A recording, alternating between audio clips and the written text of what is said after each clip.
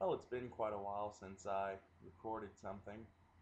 I figured, what the hell, with all this Big 12 expansion, turned reduction, turned us going to the SEC, turned Texas and everyone else going to the Pac 10, turned nothing happening at all. I figured, I'd come back. I haven't been on here since the Independence Bowl.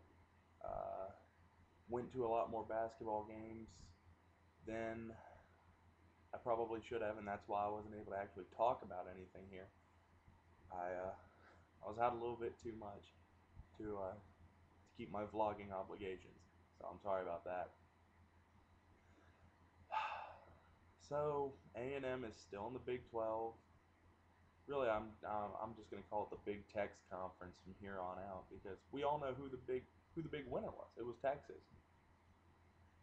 I mean, you could argue that Baylor won, that Iowa State, K-State, Kansas, teams that were going to make 7 to 9 million in the original Big 12 contract, or maybe 2 million playing in the Mountain West, or in Baylor's case, because apparently the Mountain West didn't want them, about a million playing in Conference USA, if that. They're huge winners. And I know a lot of A&M fans are livid about not playing in the SEC. I'm not gonna lie, I'm disappointed.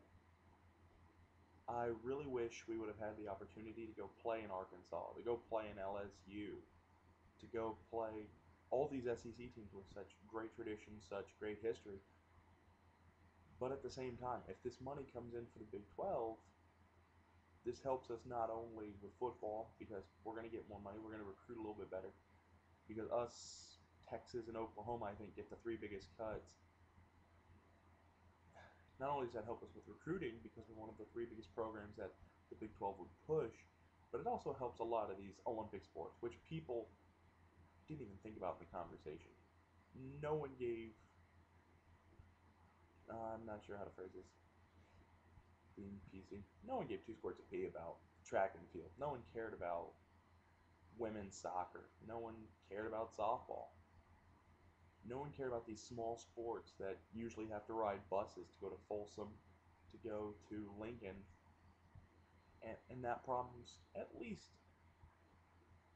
maybe not solved because we still have to go to Kansas, we still have to go to Manhattan.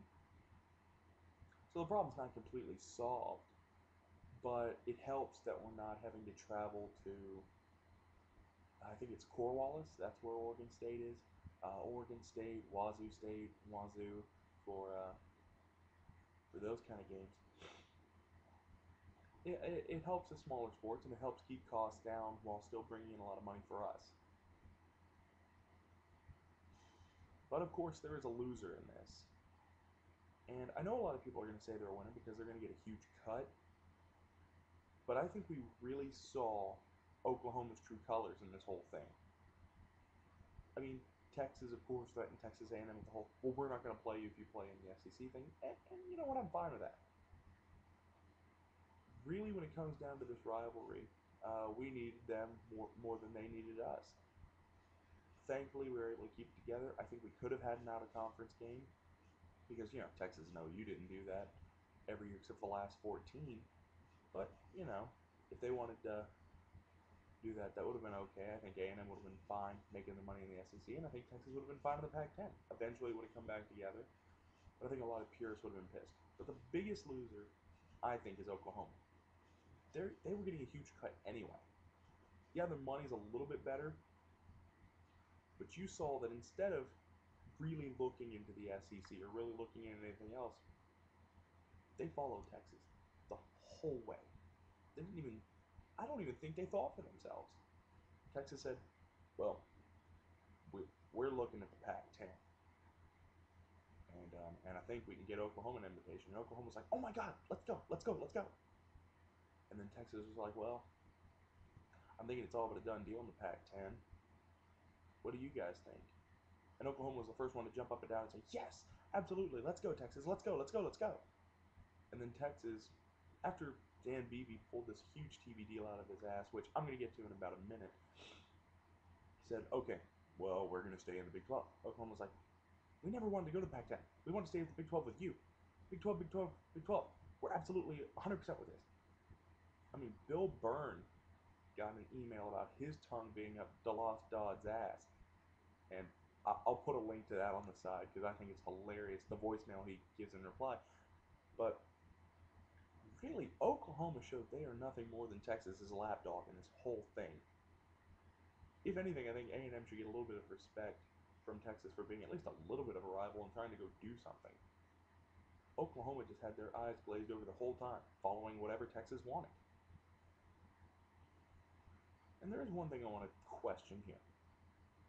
I mean, maybe it's because this deal was cut a few years back, but I think the best Big 12 teams make about a 13 to 14 million cut. And anyone with the numbers on the current contract can absolutely leave me a comment. Please correct me on it. But I think the most a team makes now is about 13 or 14. Now the top 3 teams are going to make 20 million. Texas A&M, Oklahoma, and Texas are supposed to make 20 million, with of course Texas projecting that its own network will make 3 to 5 million. I want to cover that in another video, but the top 3 programs are supposed to get 20 million, and the other 7 are supposed to get, I think, 13 to 17 million. We lose the one program that football-wise was worth a damn in the North with Nebraska, and we lose Colorado, a pretty big market in Denver. They don't really own the market because there's Utah taking a bit and there's USC taking a bit, but they had a good part of the Denver market. So we lost one of our biggest markets and one of the best teams in the North. And we're going to make more money? I mean, obviously, inflation's probably a part of this since we signed our contract a while back. We're going to make a little bit more money. But I don't see how they can cut 3 teams for 20 mil and the rest for 13 to 17. It doesn't seem possible. And I have a feeling by the end of this month, whenever Dan Beebe says, oh shit, we can't get this done, a lot of teams are going to bolt. I don't think this is over by a long shot. Right now it looks over, but I really don't think it is. Anyways, big winners in this, if the contracts come through. Texas A&M, they showed they can stand up to Texas. Texas, they got everything they wanted. The smaller schools got a lot more money. I think the big loser was Oklahoma. I mean, obviously Oklahoma fans will probably come on here and argue with me on that. And they're more than welcome to. They'll probably say that I'm a moron for calling them a lapdog. But from what I saw, that's what I thought. Anyway, I'm probably going to put a video on here in about 10-15 minutes about what I think of the Texas network deal.